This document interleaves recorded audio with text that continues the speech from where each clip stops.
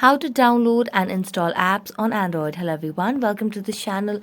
I'm Emily and I'm here to help you out today. So without any delay, let's get started. Now first of all, in order to download and install apps on Android, make sure you have stable Wi-Fi connection.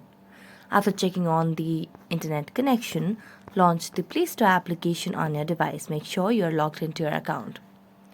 Now as you're logged into your account, tap on the search bar and search for any of the applications that you'd like to download and install on Android. Here I'm going to go for Netflix and I'm going to search for it and then tap on install. Now in order to get it installed as soon as possible, make sure you have stable Wi-Fi connection on your device. Wait for a while and the app will be downloaded.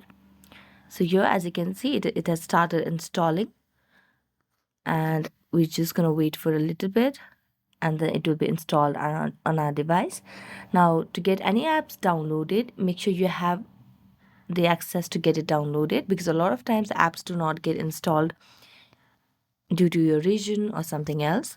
So just tap on the Play Store and here you can see it has been installed. So just tap on open and it will land you to the user interface of the application on your device.